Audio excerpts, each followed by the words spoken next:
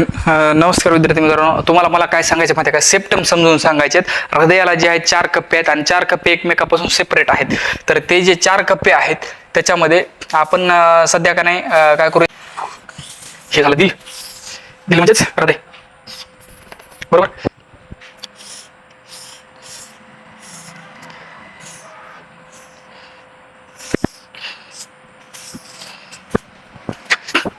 हे आहे right atria, हे लेफ्ट एट्रिया.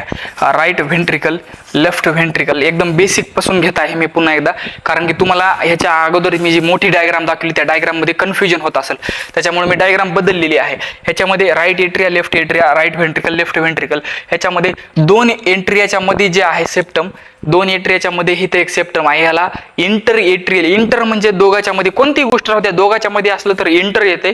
आता एट्रिया, ही एट्रिया, ह्या दोघांच्या मध्ये जे सेप्टम आहे त्याला इंटर एट्रियल सेप्टम असं म्हणतात. तसंच हे एक व्हेंट्रिकल, हे एक व्हेंट्रिकल, यांच्या दोघांमध्ये हे सेप्टम आहे. सेप्टम म्हणजे फायबरची वॉल आहे, त्याला इंटर व्हेंट्रिक्युलर सेप्टम असं म्हणतात, बरोबर. त्याच्यानंतर ही जी वॉल आहे ही एट्रिया आणि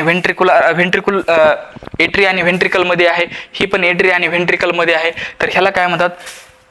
atrio ventricular septum. Atrio ventricular septum, हे एट्रियो व्हेंट्रिक्युलर सेप्टम, असे जे आहेत सेप्टम 4 प्रेझेंट आहेत. आता तुम्ही कुठं ना कुठं ऐकत आला असतात की काळजाला सुराख आहे असं जे आहे आपल्या गावाकडे जे आहे ते सांगतात. बाया वगैरे जर बोलत बसले असते 2-3 शेजारणी वगैरे, तर त्यावेळेस त्या सांगतात की फलाण्याच्या लेकराला जे आहे ते त्याच्या काळजाला जे आहे ते सुराख आहे. आणि मग ते सुराख म्हणजे काय असते माहिती आहे का?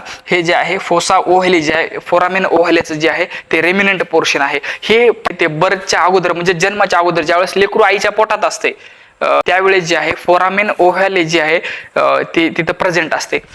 त्याच्यानंतर ज्यावेळेस त्या लेकराचा जन्म होते, ज्यावेळेस 9 महिने 9 दिवसानंतर ज्यावेळेस त्या बाळाचा जन्म होतोय त्यावेळेस काय होते माहिती आहे का? हे फोरामेन ओव्हॅली जे आहे इथून मिटत आहे आणि इथं जे आहे फायबरचं जे आहे डिपॉझिशन होतंय, त्याला फोसा ओव्हॅलिस म्हणतात.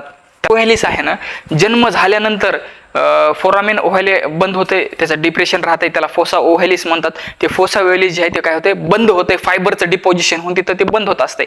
पण काही जणांमध्ये, काही तुरळक लेकरांमध्ये जे आहे ते फोसा ओव्हॅलीच्या जागी फायबरचं डिपॉझिशनच होत नाही. म्हणजे तिथं जे आहे फोरामेन ओव्हॅलीचं जे रेमिनंट आहे फोसा ओव्हॅलिस, त्याच्या जागी डिपॉझिशनच होत नाही आणि इथं जे आहे ते छिद्र राहते जशास तसं.